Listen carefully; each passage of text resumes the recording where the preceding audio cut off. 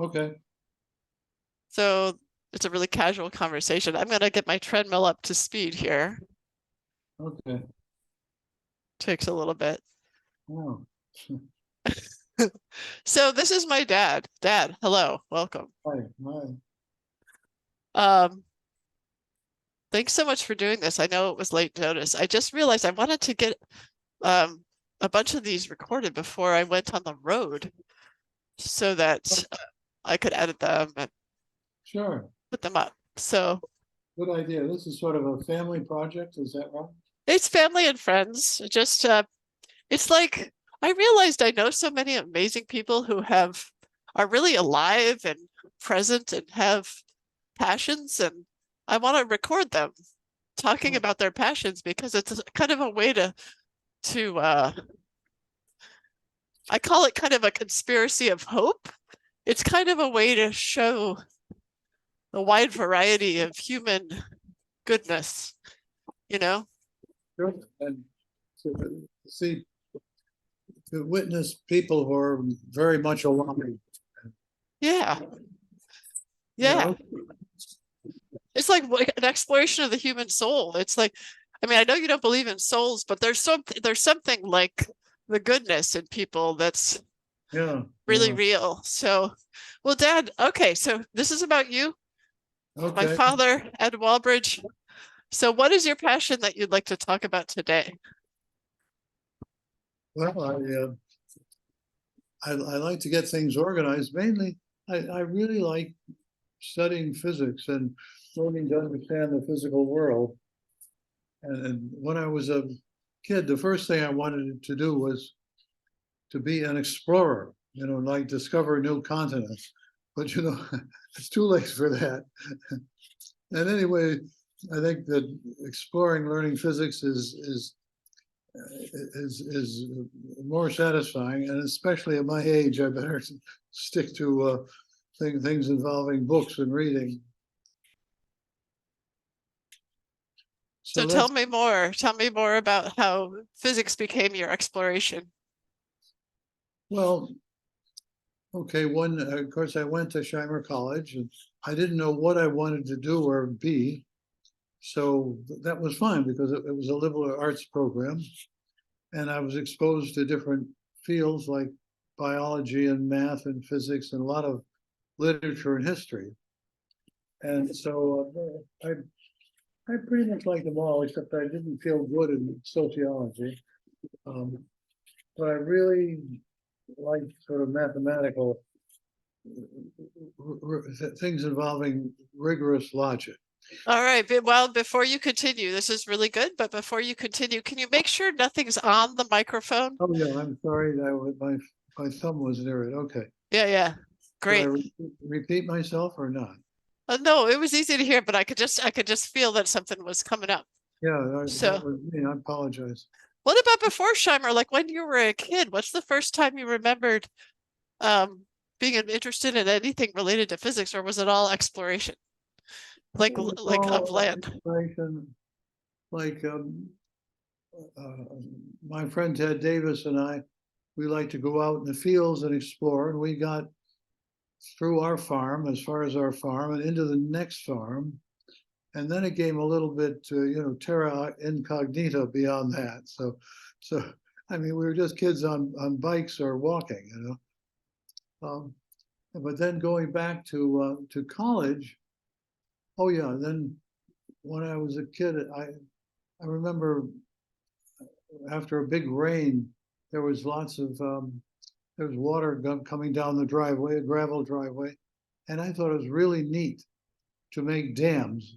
And I thought when I grow up, I want to be a designer of dams.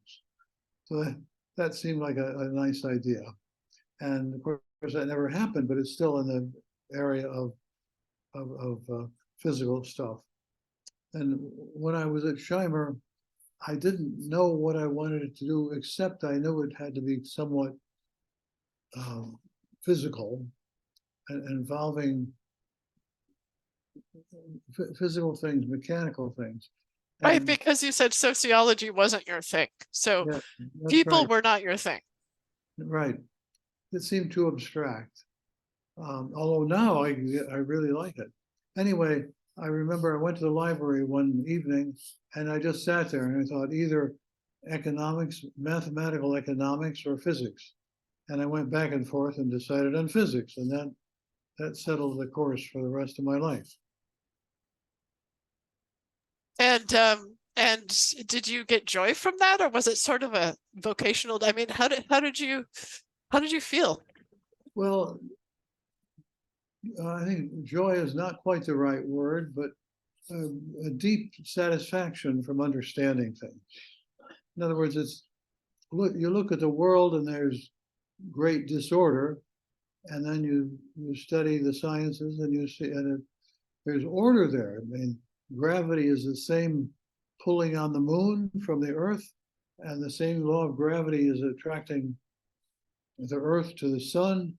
And if you drop a book on the floor, it's the same gravity, governed by the same laws, same law.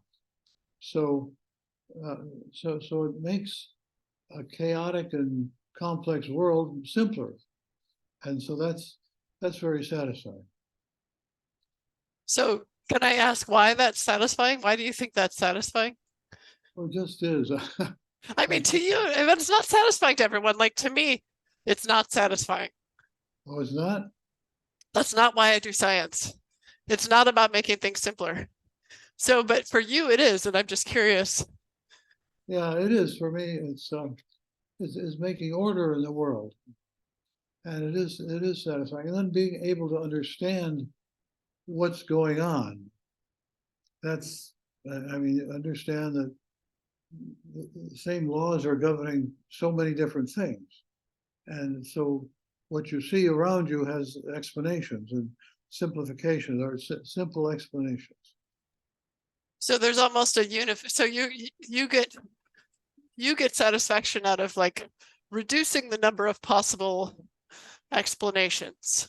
Yes, yes, right, absolutely. Got it. So that's, I mean, so I get a deep, not a joy. That's not quite the correct word, but kind of a deep satisfaction out of understanding that. You know, it's more towards the sublime, but even that's maybe a little strong. But it's in that ballpark. So that's I guess that's my main passion. But just getting my life in order and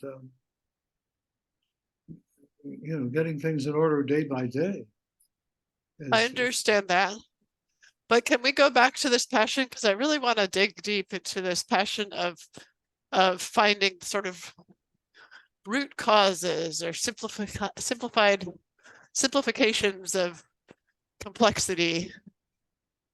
oh yes, okay. Well, I mean, so can you say just I say anything more about that? Because this is an interesting motivation. well, understanding how a simple Carnot cycle works in thermodynamics and heat engines, and then understanding that all the cars driving around are heat engines, and they use chemical energy to convert it into heat and use that heat to do work. And so that's a simplification. But And see, it's not just a simplification. It's a simplification that allowed you to make kind of a discovery in a way. I mean, discovery might be too profound a word, but like in this particular case, it allows you to make a connection. Like, oh, well, cars are just heat engines, yeah, right? So right. by making these simplifications, it seems to me like it's a creative act that you're not talking about, but that is also happening. So you're saying it's a creative act? Yes, I think. Well, there's a creative act of knowing discovering how to apply these simplifications so that you see things in a different way and you can make new conclusions. I think that I have a feeling that's one of your passions, but you're not talking about it. Well, it allows me to see things that are like all automobile engines, internal combustion engines are heat engines, and they're all doing that that simple thing. They're not Carnot cycles, but they're still heat engines, and they obey the first law of thermodynamics and the second. Right. What I'm saying is I've seen your life, Yeah. and at least some of your life, your adult life. And you seem to get a lot of joy, or maybe joy is the wrong word, but you seem to be very passionate about creating things from these simplifications. Like you Well, don't just simplify things, you use the rules to create things. You're kind of an inventor, but is that not one of your passions? Am I wrong about that? you mean inventing things? Oh yeah, yeah. I like to come up with new ideas. In fact, it's a deep satisfaction for me, and I mean, it's like my grandson Joseph, I think, comes up with new music. So it's very satisfying experience, and it's something that defines who I am or who he is. You can point to it and say, I did that. I could point Right. to that paper I wrote in Nature and say, I had the insight that led to that paper. All right. Would you talk about that Nature paper briefly? Because this to me is, it feels like one of your motivations is to simplify, but that one of your passions is to create. But maybe I'm mistaken, but I see you doing a Yeah. lot of creativity. Yeah, I do like to have ideas. I just love it when ideas pop in my head and I explore them and sometimes throw them away, and other times I think they're good. But with the Nature paper, um, I went to MIT for 2 months to work on that project and utterly failed. I did not solve the problem. And so I came What back was the problem for people who don't know? uh, to understand the physics and the feasibility of a nuclear pumped X-ray laser weapon system. And I just, I got into it, but I didn't complete it. I did not finish. And time ran out. I went back to Argonne Labs, and I worked hard thinking about it. And I thought, and nothing happened until one day. It's like the idea walked in the door. It just came into my head. So after all of that hard work, showing nothing, yielding nothing, with no work at all, the idea arrived. So I did the calculation based on it, and there it was. I just had to write the paper and say, and that was very much a discovery, not exactly like discovering a new continent or island, but here's an idea, and where does it lead? You do the numbers and you say, oh my God, this nuclear pumped X-ray laser weapon simply is way too impractical, will not work. But they should drop research on it, which they had not done at that time, and I think they were a little reluctant to broadcast the fact that it was impractical. I mean, it was a multi-$100 million project. Oh, you think they knew that it was impractical Oh, I know they did, yeah. because they told you? Because I got a call from Lowell Wood, who was in charge of the project, and he screamed at me and he said, somebody told you this secret. And I said, no, I just figured it out. And any physicist who takes the time can figure this out. So it doesn't deserve to be, it doesn't deserve it to be top secret within the secrecy system. Right, because your thinking is that things that are secret should be things that you can't figure out from first principles. No, maybe there's a good reason to keep things secret, but if it's figure outable by somebody who just works at it hard enough, then there's no point to keeping it secret. I mean, Well, essentially, might not be very many people who work at it hard enough. I mean, that could be a point. Like, yeah, frankly, well, that's true. That's true. yeah. But So, see, okay, in that story of your life, you talk about this experience of something just coming into your head. right. Were you, I don't know, the way you talked about it made me want to ask, were you a little disappointed that your hard work didn't seem to produce this? Because it seems to me the hard work did produce it, but it did it unconsciously. Well, maybe so. All I know is that when I worked hard, I didn't get anywhere. When I didn't work hard, the solution walked in the door. So, so there's a lesson there. I think the solution would not have walked in the door had I not been the process had the process not been going on in my head. So, no, it had to. I guess maybe my brain had to back off a little bit and and and then have that insight, and it would not have had the insight had I not worked hard on it. But the arrival of the insight was effortless.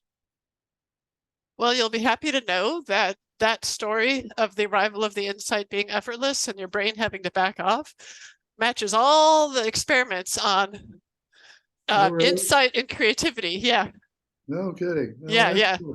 So yeah. the work is an investment. It really does pay off, but it doesn't.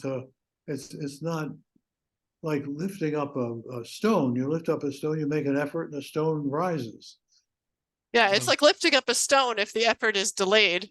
And by the time you've gotten frustrated, then the stone lifts up after you're not touching it anymore. Yeah, yeah, Yeah. Yeah, it's pretty wild. yeah. Yeah. Has that ever happened any other times where you just have ideas that pop into your head? Or does it happen a lot? Oh, yeah. I think it happens a lot. Like, let's see, what was it? This idea about um, a flying machine. So human beings could fly with the help of a machine. The idea is that the, what, 60, 70 million years ago, there were pterosaurs about the size of people or much bigger, actually. So in other words, something, an animal weighing as much as a person weighs could fly. The trouble is a person has strong legs and weak arms and no wings. So you need an apparatus to to provide the wings and harness the strength in the legs to make the wings move. And that would be an ornithopter, an aircraft that flies by flapping its wings instead of using a propeller. And the energy would be provided by the person, who would be wearing this device. So, But I thought dinosaurs glided more than flapped. well, I they thought they did. were gliders. Well, of course, nobody knows for sure, but I'm sure they did a lot of gliding, but they had to get off the ground. Oh, And I've seen Jurassic Park, Dad. I know. oh, yeah, okay. The problem with a human-powered pterosaur type flight is you have to get off the ground, you have to stay off the ground, and you have to land without killing yourself. So those are the three problems. And some ideas about how to do that have popped into my head, and I have not taken it further than that, but I'd like to at some point. Cool. Did the energy storage stuff pop in your head, or do you not want to talk about that because that's kind of proprietary? Yeah, I don't want to talk about that at this point, but yeah, it all popped into my head. Yes, it did. So everything just pops into your head. Or I see something, I read something, and I think, well, that's an interesting idea, but here's a better idea. I'm stimulated by something. Right, right. But you're right. But having ideas, having the arrival, the birth of an idea, is very satisfying. And Yeah. I don't know if you'd say it's joyful, but it's an act of creativity, and it's without effort. Yeah. Which is So puzzling, isn't it? yeah, Yeah. Yeah. that's something you do. But as you say, you can put in the effort thinking about flying machines and thinking about nuclear pumped X-ray laser weapons. You put in the effort, and then later on, the solution arrives. Yeah. Yeah. Now, I think you and Jenny came to visit me in Boston when I was working there on this project for Costa Sippus. Yeah, I remember. There were Mad magazines. This was the first time I had ever read a Mad magazine. Oh, I didn't want to do anything else but read all the Mad magazines. I see. You came to Boston, that was your big priority. Okay. This was Yeah, at Harvard, you know? yeah. Okay. Well, they were not my magazines. They were left there by the the fellow who had leased the apartment. Oh, I And didn't care. They're hilarious. And they were more interesting than the chalkboards, to me, oh, then the chalkboards, what chalkboards? that you all would use for your equations. Oh, I see. Yeah, I see. But No, you I didn't. thought that was MIT. That wasn't Harvard. Was it Harvard? I was living at a place just off Harvard Yard. Oh, It's an yeah, old yeah. with old apartments, but I was working and had an office at MIT. Well, let me ask you this, Dad. If those things are satisfying, if simplification is satisfying, if creativity and things popping into your head is satisfying, what gives you joy? What gives me joy? Well, I would say it would give me joy. I'm not sure joy is the right word, but the deepest satisfaction if I could tell somebody who's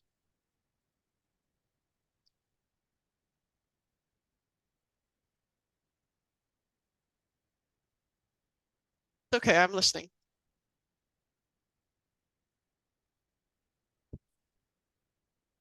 okay. Sorry. Oh, this is wonderful. I love you, Dad.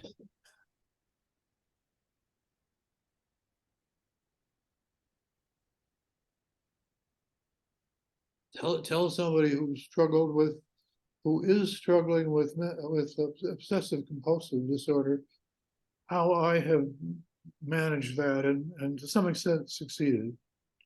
In other words, help somebody with that. I mean, could save years of their life.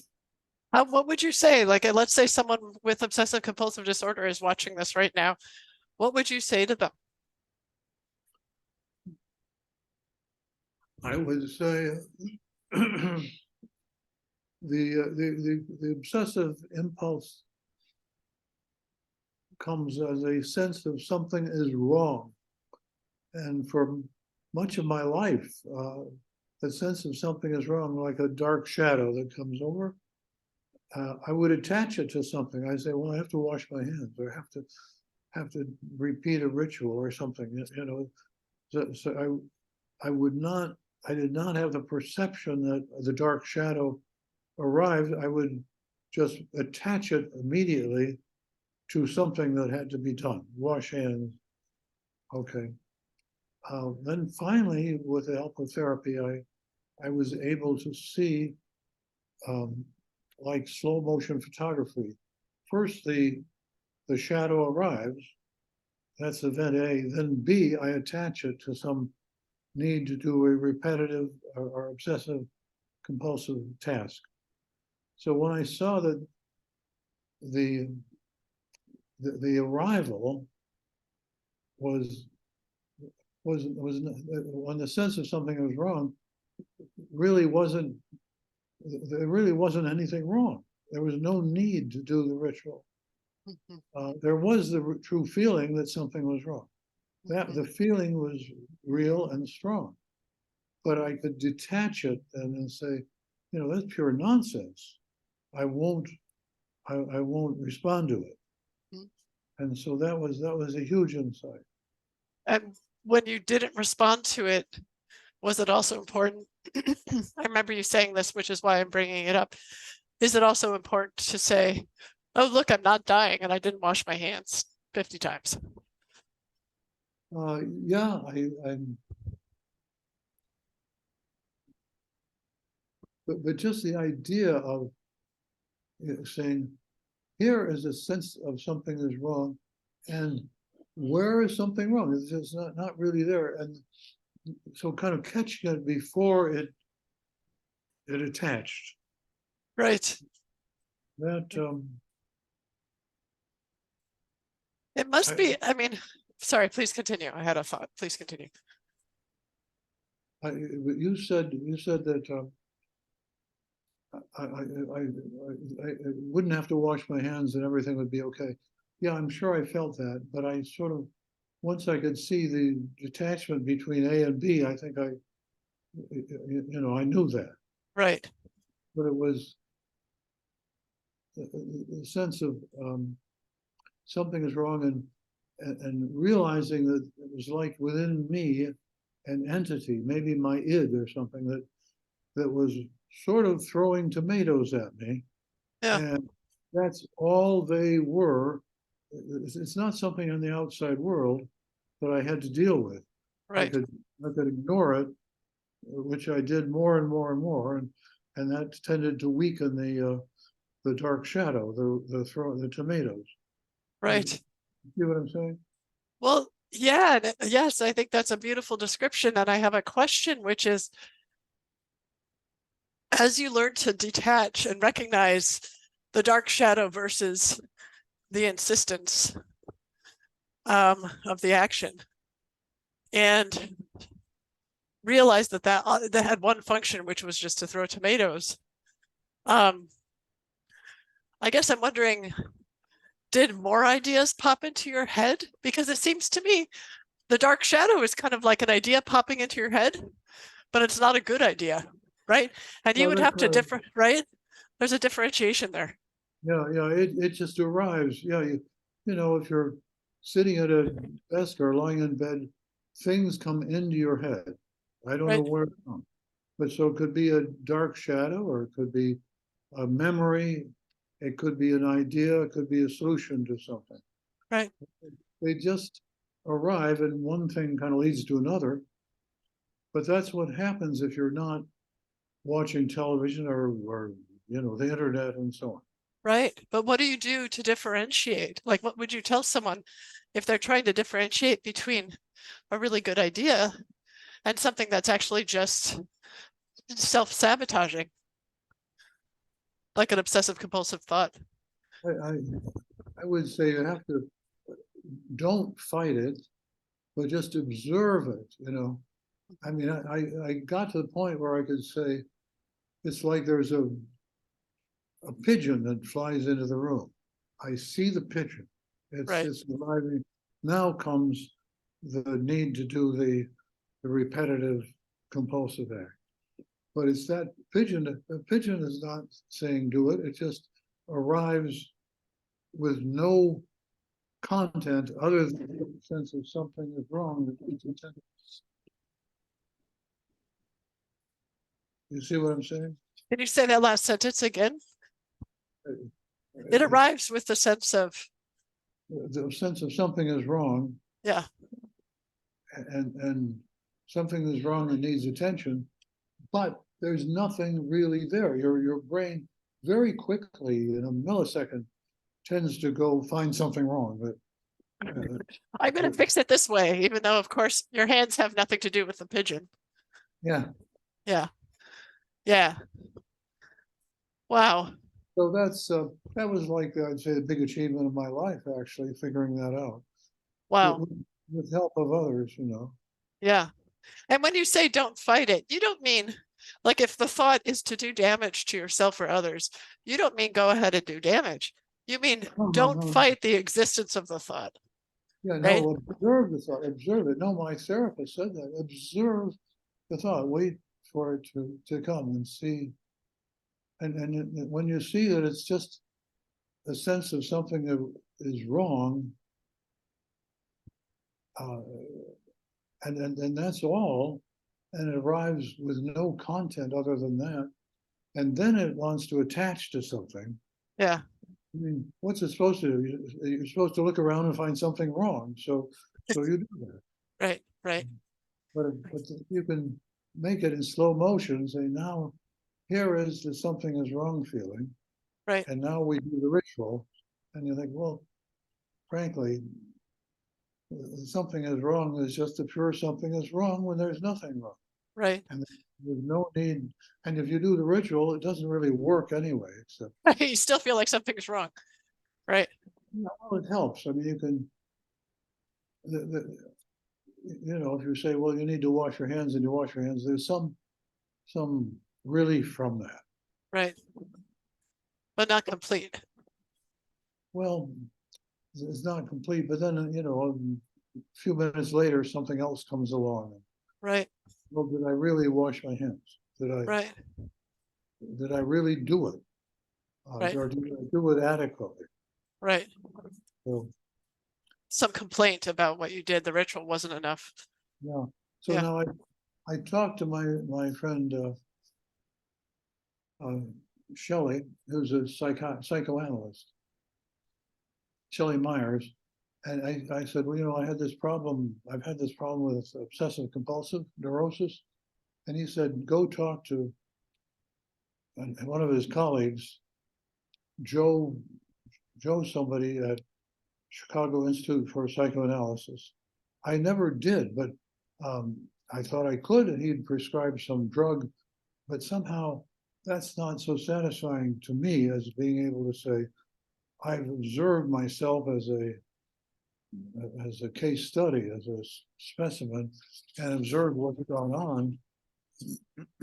And I can see that these are just negative feelings. Like Freud talks about the id and aggressive feelings, and it must be the source of that source of negativity that comes into your mind. Oh, And so it's good to recognize that and say, I don't give that any credibility. right. If Right. it is a feeling I'd rather not have. As long as it's not based on actual data, because it's also important to know, like if your leg is broken, you don't Yeah, want to no, say, I'm not giving that any credence. My leg is fine. yeah, that's true. Yeah. Yeah, you want to be, but that's a good thing about observing and not fighting it. I'll just watch. I'll see that pigeon fly into the room, but then I will not do the next thing, which is attaching and going on to the repetitive compulsive activity. We only have a few minutes left, but I wanted to ask you, did your meditation practice, I'm slowing down my treadmill a little because I'm done with my 2 miles. Um, Did your meditation practice, do you think, helped? Did it help with observing? oh yeah, it did. Yes, it helped a lot. It also helped a lot when I was commuting to Argonne Labs from Libertyville. I rode on the train for almost 2 hours a day. And so so that was a stressful time, and the meditation helped a lot. And in that time, I remember once I was meditating, and between Northbrook and Roundout, I inhaled and exhaled 4 times. Well, that was Wow. about 10, 12 minutes. Yeah. I said, "Good Lord, I'm half dead. I mean, this is dangerous. My metabolic rate and heart rate must be down to really low." So it sort of scared me. And so go on 30 years later, I talked to a guy who worked with Maharishi Yogi, setting up the meditation, Transcendental Meditation College. Yeah, That, Maharishi International University. Yeah, in Fairfield, Iowa. yes, that your mother and I attended. We didn't attend the university, but we went to the course. We took the course. Wow. And I told him that. I said, I took this course, I learned to meditate, and I inhaled and exhaled 4 times in 12 minutes. And I said, it sort of scared me. He said, that's perfect meditation. You're successful. You're doing it right. So that was interesting. Wow. Apparently, I really did get my metabolic rate down pretty low. Yeah. Wow.